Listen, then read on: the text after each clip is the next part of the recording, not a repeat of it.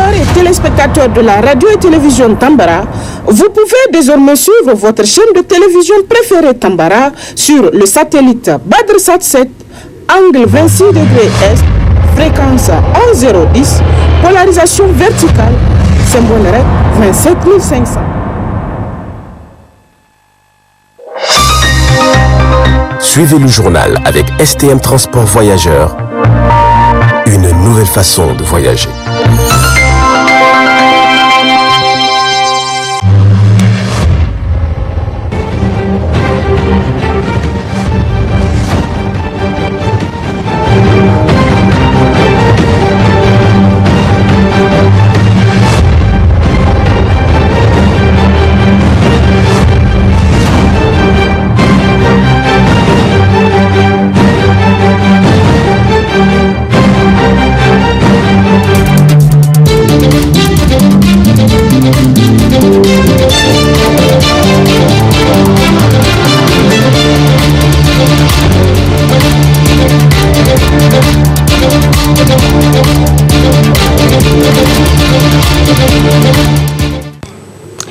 Bonsoir à toutes et à tous et bienvenue à la grande édition de ce soir. À l'ouverture, la communauté musulmane va célébrer demain 9 juillet 2022 la fête de Tabaski ou fête des moutons.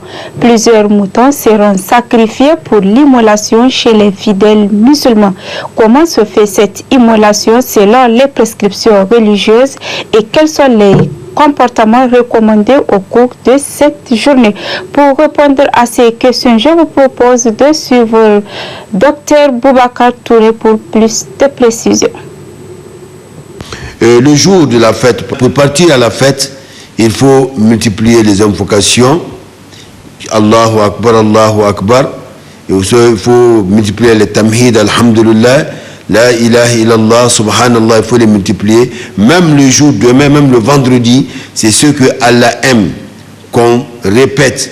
Allahu Akbar, Alhamdulillah, Alhamdulillah, La ilaha illallah, subhanallah. Donc ce que vous pouvez, on ne fait que vraiment répéter. Et donc le jour, comme on a dit, il faut jeûner, il faut vraiment être au pied d'Allah subhanahu wa ta'ala en cherchant son pardon et en cherchant le refuge auprès d'Allah subhanahu wa ta'ala.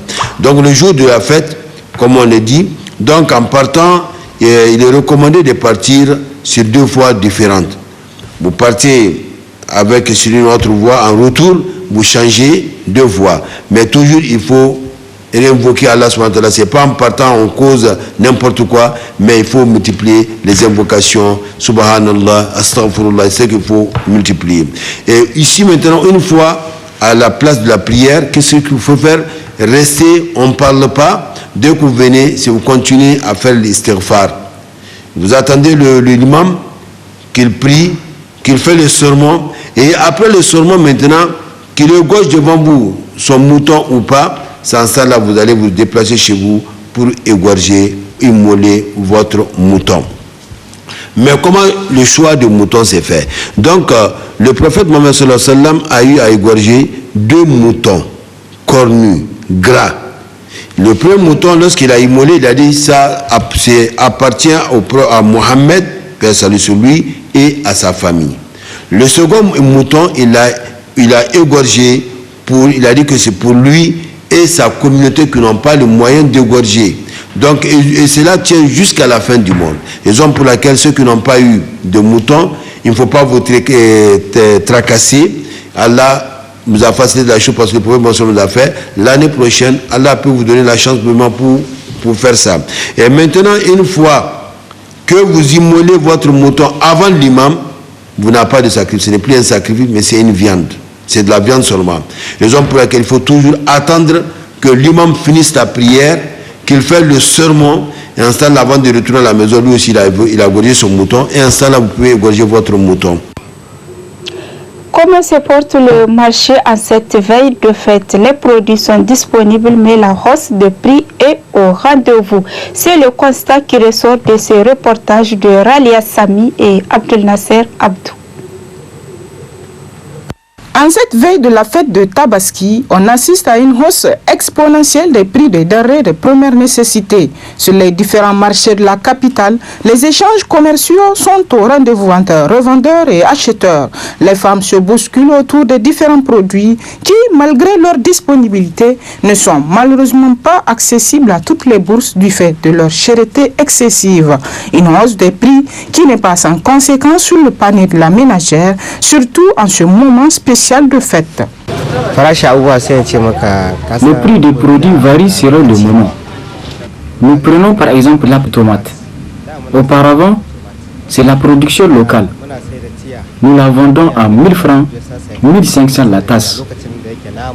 Maintenant, elle nous parvient des pays étrangers, comme le Ghana, le Maroc, ce qui fait que ça atteint 3000, 3500 la tasse.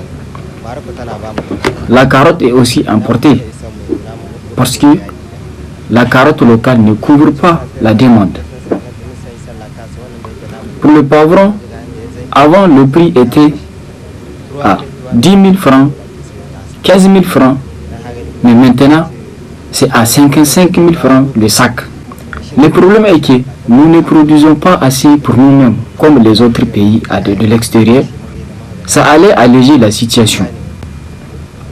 Pour l'oignon, on n'a pas encore eu une grande augmentation. Le prix varie de 28 000 francs à 30 000 francs selon le sac. Du côté de l'ail, ça vient de l'Agadez. Avant, nous la vendons à 2500, 2000. Mais maintenant, c'est à 3000 francs la tasse. Les clients, certains d'entre eux comprennent la situation. Mais d'autres pensent que c'est nous qui augmentons les prix parce que la fête s'approche. Alors que ce n'est pas cela. Ce n'est pas à notre niveau. C'est vrai que quand on t'a mis sur le côté national, la patience.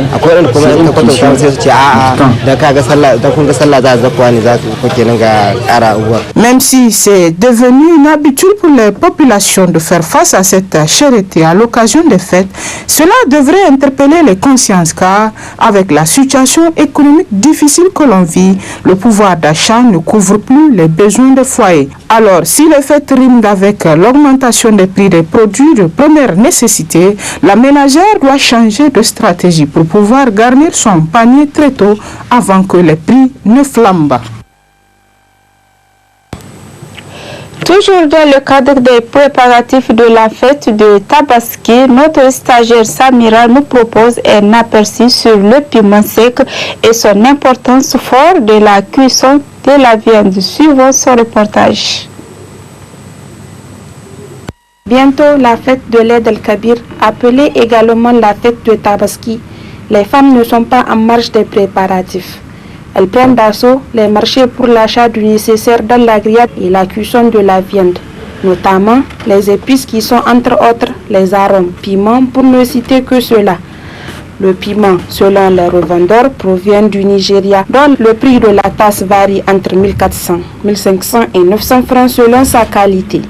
D'autres utilisent la machine, d'autres de façon traditionnelle, c'est-à-dire pilée au mortier, pour transformer le piment en poudre en ajoutant les assaisonnements de leur choix. Les épices donnent un goût spécial à la viande, d'où sa nécessité, son importance et sa valeur dans la grillade, mais aussi dans la cuisson de la viande.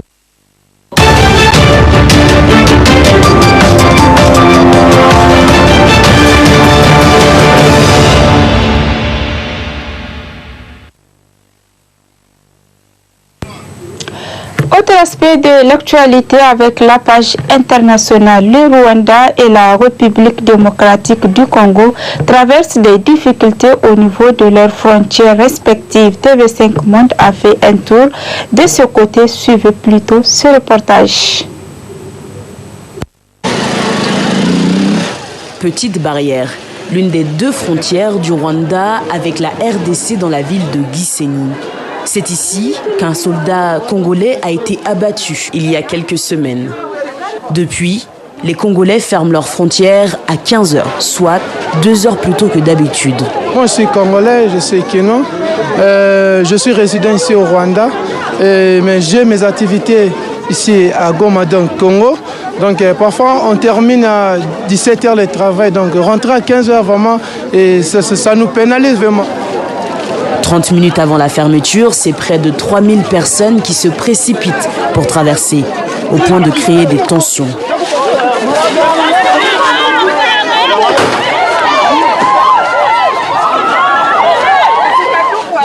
À 15h, plusieurs centaines de personnes se bousculent encore pour traverser. Ce n'est finalement qu'à 15h22 que les portes congolaises sont définitivement fermées. À 10 minutes de là, un décor paradisiaque, mais rendu morose par le manque de touristes. T'as vu? Même l'hôtel Serena n'a pas de clients.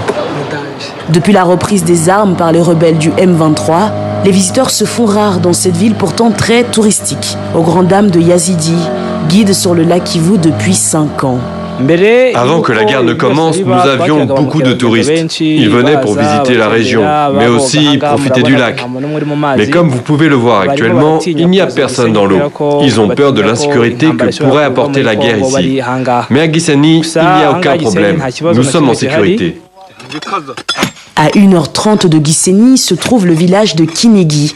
Ici, il y a 2 mois, plusieurs roquettes ont détruit des maisons et blessé des habitants. Pendant plusieurs semaines, les paysans travaillaient avec la boule au ventre. Quand nous avons reçu la première roquette, nous étions choqués, car c'était la première fois que nous voyions cela. Beaucoup de monde était effrayé. On ne savait même pas ce que c'était une roquette. Et surtout pour nous, la guerre, ce n'était qu'au Congo.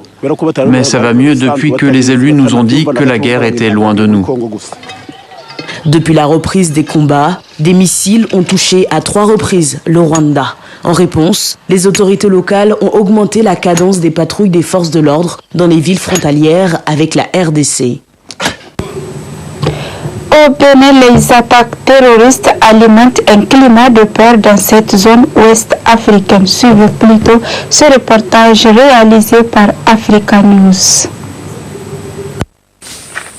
La première attaque des djihadistes sur le sol béninois a eu lieu ici à Porga, dans la zone du parc national de la Pendjari. C'était en décembre 2021. 2 militaires et un assaillant y ont perdu la vie. Ensuite est arrivée la prise d'assaut des commissariats de Monsé et de Dassari avec d'autres localités toujours dans le nord, qui a provoqué des pertes en vies humaines tant dans le rang des forces de défense et de sécurité que des civils. Vu la gravité de ces actes posés par les terroristes, le gouvernement béninois a changé sa politique de défense du territoire. L'armée béninoise est suffisamment outillée pour parer à tous les fléaux qui peuvent venir perturber la quiétude des Béninois. Je dirais à la population béninoise qu'elle n'a pas de crainte à se faire. Nous allons faire de telle sorte que chaque fois que quelqu'un essaiera de s'attaquer au Bénin, qu'il le ressente au fond de sa moelle épinière. Robin est président d'une association de consommateurs au Bénin. Ce défenseur des droits du citoyen dénonce le climat de peur qui s'installe dans le quotidien de la population, alors que dans le même temps, les attaques semblent devenir récurrentes. Cela empêche le consommateur d'avoir d'abord la sécurité psychique, parce que nous sommes dans la peur constante. On ne sait pas quand on va frapper, on ne sait pas où on va frapper, on ne sait plus là où vous êtes en sécurité lorsque vous vous déplacez. Vous avez besoin de vous rendre dans des régions et vous n'osez pas. Vous avez besoin de faire du tourisme, d'aller dans certains parcs, sur certains sites touristiques, vous n'osez pas. Ça veut dire que nous ne sommes plus libres. Suite aux premières attaques terroristes, une base militaire a été installée dans le nord du pays pour renforcer la sécurité des biens et des personnes. Les autorités continuent de rassurer le peuple béninois. Et ce qui est une évidence est qu'à l'annonce d'une attaque djihadiste, le Bénin-Landa continue d'avoir l'insomnie. Messieurs et dames, c'est ici que s'achève cette édition d'information. Merci pour votre aimable attention et au nom du groupe de presse Tambara, nous souhaitons bonne fête de Tabaski à toutes et à tous. À bientôt.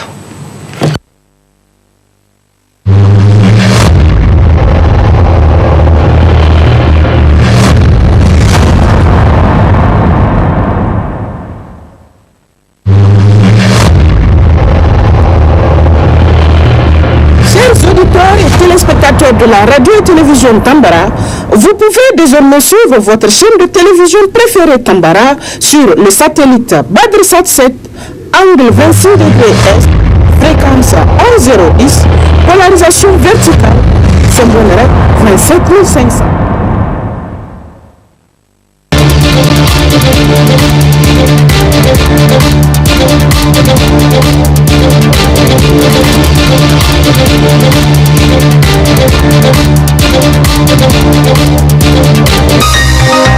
Ce journal vous a été présenté par STM Transport Voyageurs. Une nouvelle façon de voyager.